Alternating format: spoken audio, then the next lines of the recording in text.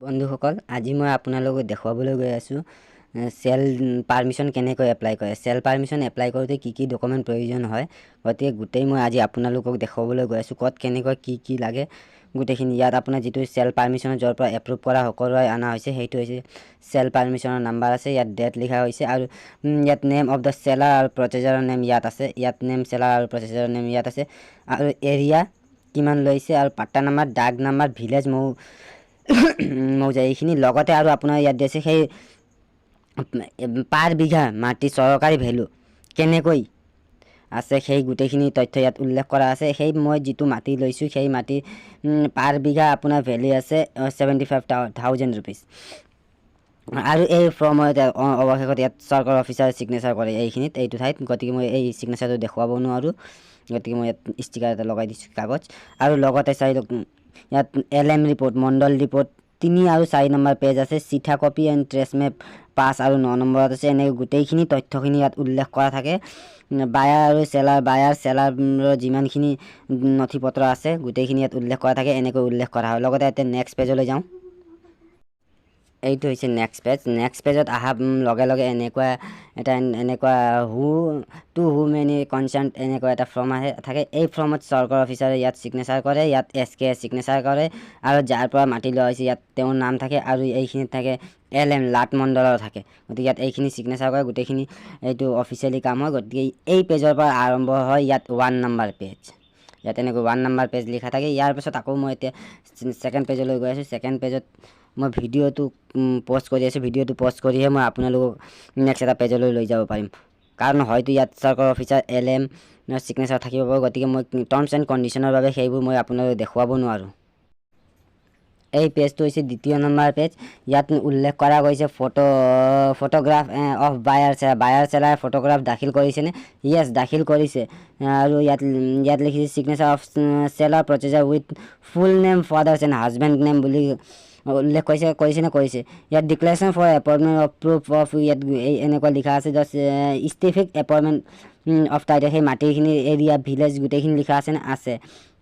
আৰু এফিডেভিট দাখিল কৰিছেনে? চেলাৰ এণ্ড প্ৰচেছাৰ এফিডেভিট দাখিল কৰিছেনে? কৰিছে। আৰু চিঠা বহী আৰু জবানবন্দী দাখিল কৰিছেনে? কৰিছে। আৰু চিটিজেনশ্বিপ যেনেকৈ ভোটাৰ ID তেনেকৈ কি পাছপোৰ্ট কি দাখিল কৰিছে, ঠিক তেনেদৰে ইয়াত ভোটাৰ ID দাখিল কৰা হৈছে। ID প্ৰুফ চেলাৰ বায়াৰ দাখিল কৰা হৈছে। আৰু সেই যিটো মাটি ক্ৰয় কৰা হৈছে সেই মাটি ক্ৰয় কৰাৰ ফলত মাটিটো কি ক্লাজৰ হয়, ধৰি লওক যেনে খেতি মাটি হয় নে বাৰী মাটি হয়, ঠিক সেইটো ঘৰ বস্তি অৰ্থাৎ ৰেচিডেঞ্চি এৰিয়াৰ হয়। গতিকে ৰেচিডেঞ্চি এৰিয়াৰ কাৰণে এই মাটিটো ব্যৱহাৰ কৰা হয়। গতিকে সেই ৰেচিডেঞ্চি এৰিয়াৰ শপতনামা এখন দাখিল কৰা হৈছে। আৰু লগতে দাখিল কৰা হৈছে যে জনজাতি বেষ্টনীৰ ভিতৰত এই জমিটো হয় নেকি? হয়, জনজাতি বেষ্টনীৰ ভিতৰত জমিটো হয়। জনজাতি বেষ্টনীৰ ভিতৰত জমি হয় বুলি ইয়াত উল্লেখ কৰা হৈছে। যদি জনজাতি বেষ্টনীৰ ভিতৰত জমি হয়, তেতিয়াহ'লে ইয়াত 19497 নন প্ৰটেক্টেড ক্লাছেছ, যিসকল প্ৰটেক্টেড ক্লাছৰ জনজাতি নহয় সিহঁতে 1949 চনত আগৰ তথ্য দাখিল কৰিব লাগিব। তেতিয়াহে জনজাতিৰ বেষ্টনীৰ ভিতৰত মাটি ক্ৰয় কৰি নিজৰ নামত মাটি নামজাৰি কৰি ল'ব পাৰিব। আৰু লগতে ইয়াত মাটি খেৰাজম্যাদি হয়নে কি হয় সেইটো লিখিব লাগে। আৰু NOC দিছেনে, ক'ৰ পাট্টাদাৰে কিমানজন পাট্টাদাৰ আছে গোটেইখিনি NOC দিছেনে? হয়, দিছে। পাট্টাদাৰৰ সন্মতি প্ৰদান কৰা হৈছে। আৰু প্ৰতি বিঘা মানদণ্ডিক মূল্য আপোনাৰ সেই মাটিৰ মানদণ্ডিক মূল্য 1 বিঘাৰ কিমান আছে সেইটো ইয়াত লিখিব লাগে। সেইটো 75,000 টকা। আৰু NEC ফৰ্ম 50 দাখিল কৰিছেনে? কৰিছে। আৰু ট্ৰেছ মেপ দাখিল কৰিছেনে? কৰিছে। ইয়াত থাকে চৰকাৰ অফিচাৰৰ ছিগনেচাৰ আৰু ইয়াত থাকে এছিষ্টেণ্ট কেৰাণীৰ ছিগনেচাৰ, ইয়াত LM লাট মণ্ডল আৰু SK ছিগনেচাৰ। গতিকে এনেকুৱা থাকে। এতিয়া মই নেক্সট এটা পেজলৈ যাওঁ। গতিকে আপোনালোকক কিছুমান টাৰ্মছ এণ্ড কণ্ডিশ্যনৰ কাৰণে দেখুৱাব নোৱাৰোঁ, তেতিয়াই কৈছিলোঁ, মই এই বাৰে কৈ নাথাকোঁ। এতিয়া আহিলোঁ আমি পুনৰ নেক্সট এটা পেজলৈ। এই পেজটো হৈছে 3 নম্বৰ পেজ। এনেকৈ প্ৰতিটো পেজত এটা নাম্বাৰ লিখিব লগা হয়। ইয়াত উল্লেখ কৰা বিক্ৰেতা পিতৃৰ নাম আৰু ঠিকনা, বিক্ৰেতা পিতৃৰ নাম আৰু ঠিকনা ইয়াত উল্লেখ কৰা হৈছে। আৰু বিক্ৰী কৰিব বিচৰা মাটিৰ ফ্লেট পট্টাদাৰ গৰাকী হয়নে? হয়। ইয়াত এনেকৈ ধৰণৰ উল্লেখ কৰা থাকে যে আৰু ইয়াত উল্লেখ থকা বিক্ৰী কৰিব খোজা মাটি ৰায়ত আছেনে? নথিভুক্ত ৰায়ত দেখা নাযায়। আৰু বিক্ৰী কৰিব খোজা মাটি জনজাতিৰ বেষ্টনীৰ ভিতৰত হয় নেকি? জনজাতিৰ বেষ্টনীৰ ভিতৰত হয়। আৰু 5/10 বছৰ হস্তান্তৰ বাধা আৰোপিত নতুনকৈ প্ৰাপ্ত ম্যাদী ৰূপান্তৰিত পূৰ্বৰ ম্যাদী জমি হয়। ধৰক নতুনকৈ নহয়, পূৰ্বৰে হয়। এনেকৈ এটা ফৰ্ম থাকে, এই ফৰ্ম ফিল আপ কৰিব লগা হয়। এতিয়া মই আকৌ নেক্সট পেজলৈ যাওঁ। ধৰি লওক এইটো 3 নম্বৰ পেজ, 4 নম্বৰ পেজলৈ মই গৈ আছোঁ। এইটো হৈছে 4 নম্বৰ পেজ। 4 নম্বৰ পেজত এনেকৈ উল্লেখ থাকে আৰু ক্ৰেতা ফটো পৰিচয় পত্ৰ সংলগ্ন কৰিছেনে। ইয়াত উল্লেখ কৰা হৈছে প্ৰতি চক্ৰ বিষয়া মহোদয় আবেদিত জমি জনজাতীয় বেষ্টনীৰ ভিতৰত জমি হয়।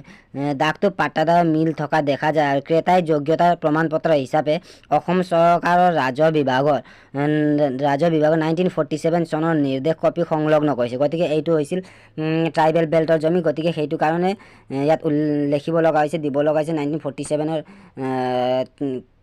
ৰাজহ বিভাগৰ যিকোনো তথ্য। গতিকে সেই ৰাজহ বিভাগৰ তথ্য দিয়া হৈছে আৰু ইয়াত দিয়া হৈছে চক্ৰ বিষয়াৰ মতামত। ইয়াত চক্ৰ বিষয়াৰ ছিগনেচাৰ আৰু ইয়াতো চক্ৰ বিষয়াৰ ছিগনেচাৰ দিয়া হৈছে। ইয়াত দিয়া হৈছে ইয়াতো ছিগনেচাৰ আছে আৰু ইয়াত লাটমণ্ডৰ স্বাক্ষৰ আছে, ইয়াত আছে কাননগড়ৰ স্বাক্ষৰ। লগতে এতিয়া নেক্সট পেজলৈ যাওঁ। 5 নম্বৰ পেজটো মই আপোনালোকক দেখুৱাব নোৱাৰিলোঁ, কেৱল মই আপোনালোকক দেখুৱাইছোঁ জৰীপ হোৱা গাঁৱৰ চিঠা। এইটো হৈছে ইয়াত আছে, তলত আছে চিঠা কপি। গতিকে এই 5 নম্বৰ পেজটো মই দেখুৱাব নোৱাৰিলোঁ। গতিকে এতিয়া মই 6 নম্বৰ পেজলৈ গৈ আছোঁ। তাৰপিছত এইটো 7 নম্বৰ পেজ। 7 নম্বৰ পেজত আপোনাৰ উল্লেখ কৰা হৈছে এনেকৈ যিটো আপুনি মাটি ক্ৰয় কৰিব বিচাৰিছে, সেই মাটিত যিটো ইয়াত দাগ দিয়া হৈছে, সেইটো দাগটো হৈছে দাগ কৰা হৈছে ইয়াত সেই মাটি ক্ৰয় কৰা হৈছে 1 বিঘা আৰু ইয়াত অবেষ্টনী জমি দাগ হয়। যিমান দাগ উল্লেখ কৰা তাত দেখা পাইছে। ইয়াত আৰু ইয়াত উল্লেখ কৰা থাকিব ইয়াত থাকিব চক্ৰ বিষয়াৰ ছিগনেচাৰ, ইয়াত থাকিব কাননগড় ছিগনেচাৰ আৰু ইয়াত থাকিব লাটমণ্ডৰ ছিগনেচাৰ আৰু ইয়াত ছিগনেচাৰ অফ ফুল বায়াৰৰ ছিগনেচাৰ আৰু ছিগনেচাৰ ফৰ ইয়াত চেলাৰ, যিজনে বিক্ৰী কৰিছিল তাৰ ছিগনেচাৰ আৰু যিজনে কিনিছিল ইয়াত তাৰ ছিগনেচাৰ ইয়াত উল্লেখ কৰা। এতিয়া নেক্সট এটা 8 নম্বৰ পেজলৈ গৈ আছোঁ। এইটো হৈছে 8 নম্বৰ পেজ। ইয়াত ভিলেজ, চিটি, ডিষ্ট্ৰিক্ট উল্লেখ কৰা হৈছে। ডিষ্ট্ৰিক্টটো কামৰূপ মেট্ৰ' হৈছে আৰু গোটেইখিনি ছেম আছে। আৰু ইয়াত আছে SK tribal belt and block. ইয়াত গোটেইখিনি এনেকুৱাই আছে, আপোনালোকে দেখুৱাই পাইছে। এইটো হৈছে 9 নম্বৰ পেজ। এতিয়া মই আকৌ নেক্সট এটা পেজলৈ গৈ আছোঁ। নেক্সট পেজটো পাট্টা নাম্বাৰ, দাগ নাম্বাৰ আৰু ক্লাছ আৰু কিমান বিঘা মাটি লৈছে, ইমান বিঘা। আৰু ইয়াৰ ধৰি লওক আপুনি পেড কৰিছে ৰেভিনিউ টেক্স, আপুনি পেড কৰিছেনে সেইটো ইয়াত লিখিব লাগিব। কিমান চনত পেড কৰাইছে এতিয়া সেইবোৰ লিখিব লাগিব। এতিয়া এইটো হৈছে 13 নম্বৰ পেজ। নেক্সট এটা পেজলৈ মই আকৌ গৈ আছোঁ। নেক্সট পেজ হৈছে এইটো। ইয়াত লিখিব লাগিব অসমীয়াৰ পৰা, ইয়াত লিখিব ফুল নাম অসমীয়াৰ পৰা, ইয়াতো লিখিব লাগিব অসমীয়াৰ পৰা, ইয়াৰ পৰা লিখিব লাগিব ইংলিছত, এনেকৈ লিখিব লাগিব। আৰু আহিলোঁ নেক্সট পেজলৈ। যেতিয়া আহিলোঁ ইয়াতে নেপালী ধৰক নেম অফ কমিউনিটি নেপালী কাল্টিভেটাৰ, যিজনে আমি মাটি ক্ৰয় কৰিব, যিজনে এই মাটি ধৰক মই বুলি এটা ভাবিলোঁ, মই মাটি ক্ৰয় কৰিব বিচাৰিছোঁ, সেই নেপালী কাল্টিভেটাৰ হয় বুলি ইয়াত লিখিব লাগিব। যদি ST হয় ST বুলি, যদি OBC হয় OBC বুলি লিখিব লাগিব। নন এগ্ৰিকালচাৰ ইয়াত এগ্ৰিকালচাৰ হ'ব লাগিছিল, কিন্তু নন এগ্ৰিকালচাৰ লিখিলে। আৰু সেই এৰিয়া টোটেলখিনি মাটি কিমান আছে, 9 বিঘা 3 কঠা 7 লেচা মাটি আছে। ডিষ্ট্ৰিক্ট ৰেভিনিউ এইবোৰ গোটেইখিনি লেণ্ড আপুনি কিমানখিনি ক্ৰয় কৰিব বিচাৰিছে 1 বিঘা। এইখিনি গোটেইখিনি লিখাৰ পাছত LM লাটমণ্ডৰ ৰিমাৰ্কছ, ইয়াত লাটমণ্ডৰ কি লিখিছে, আবেদিত জমি জনজাতি বেষ্টনীৰ ভিতৰত জমি হয়। দাগৰ পাট্টাৰ মিল থকা দেখা যায়। ক্ৰেতা বিক্ৰেতাৰ যোগ্যতা প্ৰমাণ পত্ৰ হিচাপে অসম চৰকাৰ ৰাজহ বিভাগ 1947 চনৰ নিৰ্দেশ কপি সংলগ্ন কৰিছে মহোদয়ক জ্ঞাতাৰ্থ জনোৱা হ'ল। ইয়াৰ পৰা SDC লৈ ট্ৰেন্সফাৰ কৰি দিয়া হৈছে। SDC আৰু ইয়াত LM ৰ ছিগনেচাৰ, লাটমণ্ডৰ ছিগনেচাৰ আৰু ইয়াত চাৰ্কল অফিচাৰৰ ছিগনেচাৰ ইয়াত কৰা হৈছে। গতিকে ইয়াতে নেক্সট পেজলৈ যাওঁ। ইয়াৰ পাছত প্ৰয়োজন হৈছে এফিডেভিট, যিটো চেল কৰি আছোঁ ধৰি লওক ইয়াত যিজন ব্যক্তিয়ে চেল কৰিছে সেইজনৰ চেলাৰজনৰ ইয়াত এই হৈছে এফিডেভিট। ইয়াৰ পাছত গোটেইখিনি এফিডেভিট আছে, যিবোৰ বস্তু প্ৰয়োজন। ইয়াৰ পাছত এফিডেভিটৰ বাহিৰে যিমান বস্তু প্ৰয়োজন মই আপোনালোকক গোটেই দেখুৱাই আছোঁ। এফিডেভিট আপোনালোকে দেখুৱাব লগা প্ৰয়োজন নাই। আপোনালোকে এফিডেভিট যদি আপোনালোকে এডভকেটৰ ওচৰত যদি কথা পাতে, এফিডেভিট নিশ্চয় এডভকেটে বনাই দিব। এতিয়া অন্য কি কি বস্তু প্ৰয়োজন হয় মই আপোনালোকে দেখুৱাই আছোঁ। তাৰপাছত আপোনালোকে এনেকুৱা এটা ইনকাম ৰেঞ্জ চাৰ্টিফিকেট লাগিব। এই ইনকাম ৰেঞ্জ চাৰ্টিফিকেট আপোনালোকে এডভকেটে ওলাই দিব। ইয়াৰ পাছত কি ডকুমেণ্ট লাগিব, আকৌ নেক্সট এটা পেজলৈ পেজটো চেঞ্জ কৰি লওঁ। তাৰপাছত আপোনালোকক লাগিব ফৰ্ম 50, এনেকৈ 3টা কোডৰ পৰা ফৰ্ম 50 ওলাব লাগিব। তাৰপিছত নেক্সট এটা পেজলৈ যাওঁ। ধৰি লওক তিনিটা মই সেই পেজবোৰ নেদেখুৱাওঁ আপোনালোকক, তিনিটা পেজবোৰ নেদেখুৱাওঁ কাৰণ কিয় গোটেইখিনি ফৰ্ম 50 লাগিবই, গতিকে তিনিটা পেজৰ ফৰ্ম 50 দেখুৱাব লগা প্ৰয়োজনো নাই। গতিকে আপোনালোকে এটা এডভকেটে যদি ধৰে তেতিয়াহ'লে ফৰ্ম 50 ওলাই দিব। আৰু বেলেগ কি ডকুমেণ্ট লাগিব মই আপোনালোকক জনাই আছোঁ। আৰু এইটো হৈছে যিজনে চেল কৰিছে, চেলাৰজনৰ পাৰ্মিট ফৰ গ্ৰেজিং, যে অসম চৰকাৰৰ নিৰ্দেশ কপি, এখন পাৰ্মিট ফৰ গ্ৰেজিং 1954 চনৰ পাৰ্মিট ফৰ গ্ৰেজিং কপি হয়। গতিকে যিসকলে ট্ৰাইবেল বেল্টত যোগ্যতা নাই সিহঁতে দিব লাগে, আৰু যিসকলৰ যোগ্যতা আছে পাৰ্মিট ফৰ গ্ৰেজিং আছে সিহঁতে পাৰ্মিট ফৰ গ্ৰেজিং দিব পাৰে, কাৰণ অসম চৰকাৰ এইটো হৈছে এটা ৰাজহ বিভাগৰ এখন কপি। গতিকে নেক্সট এটা পেজলৈ যাওঁ। গতিকে মই সেই নেক্সট পেজটো দেখুৱাব নোৱাৰিলোঁ, তাত voter ID, pan card, Aadhaar card, driving licence, voter list এইবোৰ আছে। গতিকে এই মই খালী পেজখিনি দেখুৱাইছোঁ, সেই প্ৰত্যেকখন ভোটাৰ ID, আধাৰ কাৰ্ড, পেন কাৰ্ড তলত চেল্ফ এটেষ্টেড কৰা হৈছে। গতিকে এটা নেক্সট পেজলৈ যাওঁ। নেক্সট পেজটো উল্টাই দিওঁ। আচ্ছা, নেক্সট পেজত অহাৰ লগে লগে এইটো হৈছে অসম চৰকাৰ এখন গেজেট নটিফিকেশ্যন। এই গেজেট নটিফিকেশ্যন উল্লেখ কৰা হৈছে কোন কোনসকলে ট্ৰাইবেল বেল্ট এণ্ড ব্লকত মাটি ল'ব পাৰে।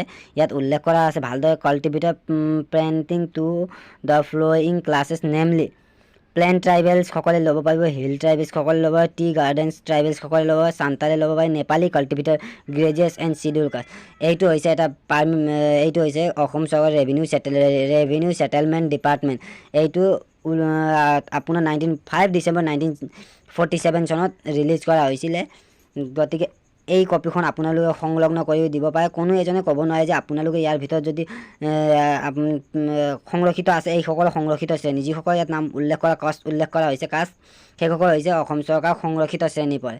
যেনেকৈ আগতে ইয়াত নেপালী কাল্টিভেটৰ গ্ৰেজুৱেটছ আছে, কিন্তু এই নেপালী ঠাইত আকৌ কৰা হৈছে গোৰ্খা কৰা হৈছে। গতিকে গোটেইখিনি আছেই, তথাপি ইয়াত এটা গোৰ্খা কৰা হৈছে। নেক্সট পেজলৈ যাওঁ। নেক্সট পেজৰ কি আছে, এই পেজবোৰ কাম ইমান প্ৰয়োজন নাই। আচ্ছা, এতিয়া নেক্সট পেজত গৈ আছোঁ। এইটো যিজনে মাটি ক্ৰয় কৰিছিল 1947 চনৰ ৰাজহ নিৰ্দেশ কপি, এইখন আছিল পাৰ্মিট ফৰ গ্ৰেজিং। গতিকে এইখন ট্ৰাইবেল বেল্টৰ ভিতৰতে হয়। গতিকে এইখন হৈছে পাৰ্মিট ফৰ গ্ৰেজিং 1940 ইছ্যু হৈছিল 1946ত, এক্সপায়াৰ 1947। তথাপি এইখন পাৰ্মিট ফৰ গ্ৰেজিং হয়। গতিকে এই গ্ৰেজিঙৰ দ্বাৰা আপোনালোকে ট্ৰাইবেল বেল্ট আৰু ব্লকত মাটি ক্ৰয় আৰু চেল কৰিব পাৰিব। নেক্সট পেজ চাওঁ। কিছুমান টাৰ্মছ এণ্ড কণ্ডিশ্যনৰ কাৰণে মই দেখুৱাব নোৱাৰিলোঁ। তাত আছে NRC আছে, NRC কিছুমান পেজ আছিল, গতিকে মই সেই পেজবোৰ দেখুৱাব নোৱাৰিলোঁ। NRC কপি আছিলে, আৰু NRC কপি থকাৰ লগতে আৰু NRC ড্ৰাফ্ট কপি আছিলে, এখন NRC ড্ৰাফ্ট কপি, আৰু লগতে আৰু যিটো 1951 চনৰ যিটো ভোটাৰ তালিকা অথবা 66 চনৰ ভোটাৰ তালিকা, সেই ভোটাৰ তালিকা আছিল বায়াৰজনৰ, আৰু এইখনো NRC কপি হয়। গতিকে দেখুৱাব পৰা নাই। আৰু ইয়াত তলত আছে বায়াৰৰ প্ৰমাণপত্ৰ, এই বায়াৰৰ প্ৰমাণপত্ৰ, ভোটাৰ ID, এইবোৰ হৈছে আপোনাৰ ইয়াত তলত উল্লেখ কৰিছে। এইটো অনুমানিক 1977 চনত দিয়া হৈছে ভোটাৰ লিষ্ট, এনেকুৱা কিছুমান আছে। গতিকে মই নেক্সট পেজলৈ যাওঁ। কিছুমান টাৰ্মছ এণ্ড কণ্ডিশ্যনৰ কাৰণে দেখুৱাব নোৱাৰোঁ। এতিয়া মই নেক্সট পেজলৈ গৈ আছোঁ। তাৰপিছত আপোনালোকে দিব লাগিব খাজানা ৰচিদ। খাজানা ৰচিদ দিব লাগিব। খাজানা ৰচিদ এইটো 2022 চনৰ হয়। এইটো 2022 চনৰ হয়, আৰু ইয়াত গাঁও লিখা আছে, আৰু ইয়াত পাট্টা নাম্বাৰ লিখা আছে, ইয়াত পিতৃৰ নাম লিখা আছে। এই খাজানা ৰচিদ 2022 চনৰ হয়, এই দিব লাগিব। আৰু লগতে ইয়াত তলত আছে যে লিংক এফিডেভিট। গতিকে লিংক এফিডেভিট ইয়াত তলত আছে। গতিকে মই সেই এফিডেভিটটো দেখুৱাব নোৱাৰোঁ।